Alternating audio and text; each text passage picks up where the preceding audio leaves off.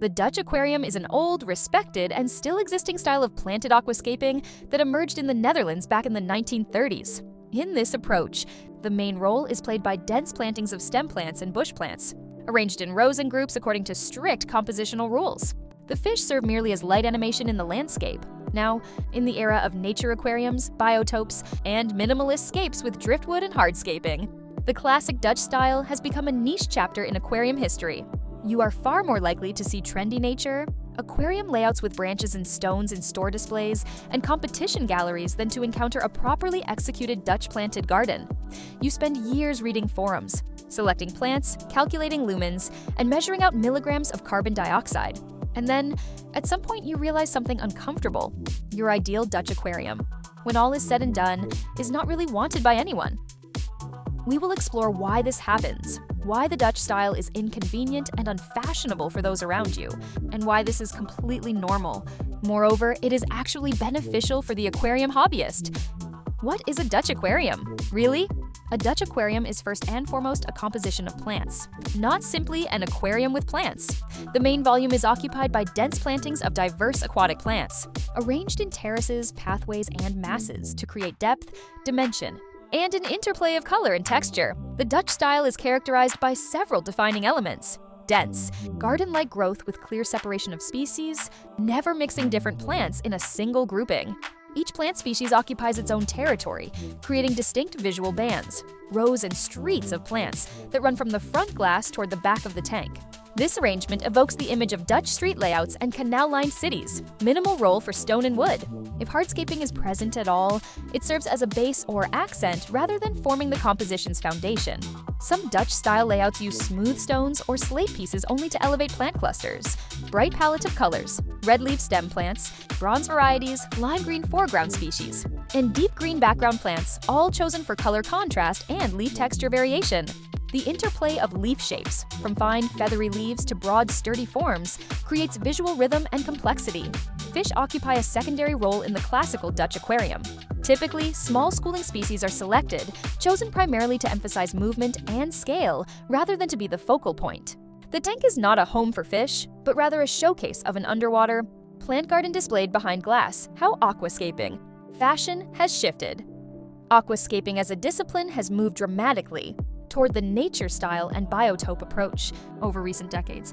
Today, competitions and social media predominantly feature underwater landscapes with driftwood, rocks, canyons, and mountain-like formations, with plants playing the role of grass, moss, and shrubs that complement the hardscape elements. The main contemporary trends include nature aquarium, the style pioneered by Takashi Amano in the 1980s and popularized internationally through AquaJournal. These layouts mimic terrestrial landscapes where branches and stones are the primary compositional elements. Plants, though abundant, serve as supporting elements in a larger scenic narrative. Biotope aquariums that attempt to recreate specific natural habitats with scientific accuracy, including the particular fish species, plant communities, and substrate types found in that region. Examples include flooded forest floors from the Amazon, Southeast Asian river systems, or West African waters, minimalist aquascaping with clean lines, generous open space, and a limited number of key elements arranged with strict geometric order. This style appeals to contemporary aesthetic sensibilities and photographs well for digital sharing. On forums and in community discussions, there is often a statement that fashion in aquarium keeping is conditional, and that an aquarium is a canvas on which you paint your own preferences. This is theoretically true. In practice, however, public attention has genuinely shifted toward spectacular underwater landscapes, while dense plant gardens now read as old-fashioned and cluttered to the untrained eye. The algorithmic bias of social media toward dramatic imagery further amplifies this shift. Why your perfect Dutch tank isn't wanted by anyone. Now we arrive at the uncomfortable but honest list of reasons why those around you often do not share your enthusiasm for a classical Dutch aquarium. 1. It is too botanical. The Dutch style requires solid knowledge of plant species and horticulture, from selecting the right tank dimensions to coordinating lighting, carbon dioxide injection, and fertilization schedules.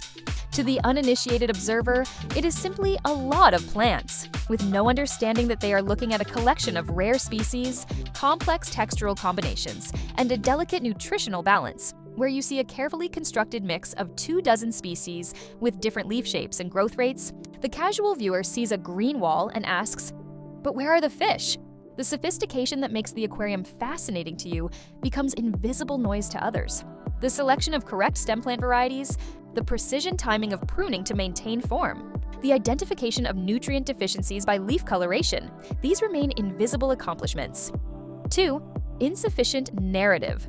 A nature-style aquascape or biotope is easily read as a mini landscape, an underwater forest, a mountain gorge, a stream bank. The Dutch aquarium does not rely on recognizable terrestrial imagery. It is instead precisely what it claims to be: a garden of water plants, visually closer to a flower bed with planted borders than to any natural scene most viewers have experienced. For most observers, the concept of a beautiful garden of aquatic plants is less immediately obvious and emotionally resonant than underwater mountains or tree roots in mist. Therefore, your ideal Dutch tank often loses in the wow factor at first glance. It requires the viewer to stop and study the details before appreciation becomes possible. 3. It demands excessive maintenance. The classical Dutch aquarium, especially in its high-tech form, is typically built on powerful lighting, carbon dioxide injection, and generous fertilizer dosing, all of which accelerate plant growth dramatically. Rapid growth means regular pruning, replanting, repositioning of groups, and the constant struggle to maintain stable water parameters. High-tech planted tanks are objectively more expensive and labor-intensive to maintain. They require strict fertilizer regimens, frequent large water changes, continuous monitoring of carbon dioxide delivery and light intensity, and careful adjustment of nutrient ratios. Most amateur hobbyists, and especially retail aquarium shops, prefer simpler, low-tech solutions or aquascapes with smaller masses of fast-growing vegetation. The burden of daily maintenance becomes a barrier rather than an invitation. Some aquarium clubs have documented that high-tech Dutch tanks require between 3 to 5 hours per week of active maintenance during the growing season, compared to less than 1 hour for low-tech setups. This time investment is substantial and grows exponentially with tank size. 4. It does not sell well in stores. In retail environments, the goal when showing a display aquarium is to convert interest into purchases. A nature-style scape easily converts into a shopping list. I want that, so I need stones, driftwood, a little carpeting plant, and a small school of fish. A Dutch aquarium, by contrast, requires dozens of individual plant species, multi-component fertilizer systems, carbon dioxide equipment, a powerful light fixture, and the prospect of regular, skilled pruning into perpetuity. For the average customer, such an investment in materials and ongoing labor is intimidating. For the retailer, it is difficult to explain and economically unattractive. Commercial interest in the classical Dutch style is therefore lower than in stylish but more easily repeatable scapes. Additionally, plant species that create the vibrant palette of a proper Dutch tank, such as Ludwigia variants, Amania, Heteranthera, and specialty. Rotala species are typically less available in standard shops than popular nature, aquarium plants like Anubias or Java ferns. 5. It easily appears overcrowded. Even for an experienced aquarist, it is difficult to maintain the line between a saturated, visually rich composition and mere chaos. The Dutch style inherently contains substantial visual information: color, texture, linear progression, height variation, and constant movement as plants grow. The untrained observer becomes fatigued by this volume of detail and gravitates toward a quieter landscape with a few large focal objects and open space. Your ideal Dutch tank therefore reads to many people not as a masterpiece, but as too much. The eye does not know where to rest. The composition, however carefully constructed, registers as visual clutter. Why this is normal and even good. Now, the pleasant part. The fact that your ideal Dutch aquarium is wanted by almost no one is actually liberating and frees you from many unnecessary expectations. 1. You are building for yourself, not for trends. Fashion in aquarium keeping, whatever form it takes, cannot keep pace with individual taste preferences. Every aquarium is ultimately a personal expression of its creator's aesthetic. The Dutch style did not emerge from fashion, but rather from a systematic approach to cultivating and displaying plants. It continues to attract those genuinely interested in the concept of a plant garden in glass. When you stop awaiting admiration from those around you, it becomes easier to answer yourself honestly. I enjoy watching exactly this: the growth process, the pruning, the changing textures and shades. This makes the hobby sustainable and deeply engaging over the long term. You gain permission to pursue what actually interests you. 2.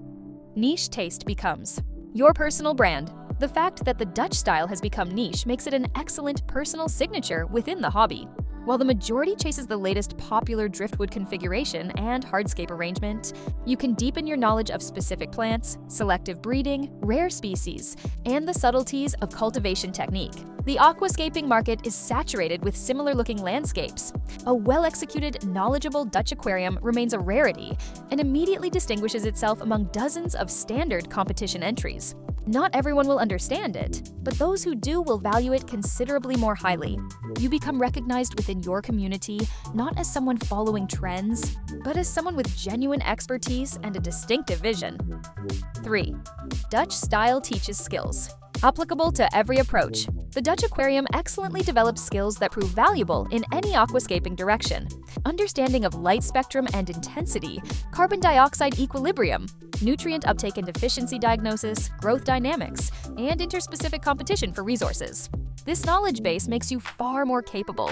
You can easily transition to nature aquarium, biotope work, or a simple community tank without losing control of the biological system. Many advanced techniques for cultivating aquatic plants, from carbon dioxide injection systems to sophisticated substrate formulations and fertilizer timing. Protocols originated with the development of plant-focused aquariums, including the Dutch tradition. By pursuing this unfashionable style, you're standing on the shoulders of all contemporary aquascaping science and technique. 4. Absence of mass demand reduces pressure. When a style becomes popular, it immediately acquires correct product bundles, ready-made recipes, and a constant stream of mandatory advice from which it is difficult to escape. The Dutch aquarium is far more free in this regard. There is no queue of people insisting that nobody does it that way anymore, or you must follow the latest competition winners. You can experiment freely with plant selection and arrangement, try different layouts, and even combine elements of Dutch style with nature or biotope approaches. Nobody will tell you that you are ruining the aesthetic. The absence of mass attention is not a judgment, but a quiet harbor. 5. The result is personal garden, not content. An aquarium built for social media approval inevitably submits to deadlines, competitors, and trends. An aquarium built for yourself obeys only your schedule and your genuine interest. The Dutch style, with its cyclical pruning and recomposition of growth, resembles a terrestrial garden. It is never truly finished and has no obligation to please everyone. If you shift your perspective, the ideal Dutch aquarium is not a display for public consumption, but your personal green study, a laboratory for cultivating underwater plants. The fact that most people find it too complex or too green ceases to be a problem the moment you stop building it for external judgment. Living with your ideal Dutch tank, without suffering, to ensure that your Dutch aquarium enthusiasm brings maximum pleasure and minimum disappointment. It helps to reach several agreements with yourself. First, honestly determine for whom you are building this aquarium. If the answer is for myself, then the absence of mass admiration stops being a measure of success. Set your own criteria for what makes the tank successful. Perhaps it is simply the health and growth rate of the plants, or the satisfaction you feel during regular pruning sessions. Second, approach it as a long-term project, not a one-time presentation or photograph opportunity.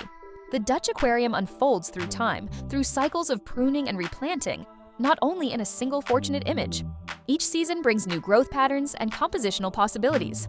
Third, do not measure your garden against fashionable landscapes by counting social media engagement. Different styles have different readability for broad audiences. This reflects differences in familiarity, not in quality or craftsmanship. Fourth, interact with those who share your interest in plants. On specialized forums and in dedicated hobbyist groups, the Dutch style continues to be genuinely valued and discussed substantively. Building community within your niche eliminates the need for validation from outside observers. Fifth, view your acquired expertise as a personal resource and asset. Understanding complex plant-driven aquariums makes simpler systems seem almost trivial by comparison. This confidence in your knowledge becomes its own reward. In the end, your ideal Dutch aquarium may indeed prove to be wanted by no one in terms of mass fashion, retail displays, and social media algorithms. But within the context of a personal hobby, it is perhaps one of the most rewarding and profound forms of aquarium keeping precisely because it is valuable first and foremost to you. The Dutch aquarium asks you to slow down, to study plants as individuals, to develop sensitivity to subtle changes in color and texture, and to think in terms of composition and visual balance rather than shock value. These practices quiet the mind and connect you to the living world in a way that few hobbies can. Your perfect Dutch tank is wanted by nobody, but it is needed by you. And that distinction finally makes all the difference.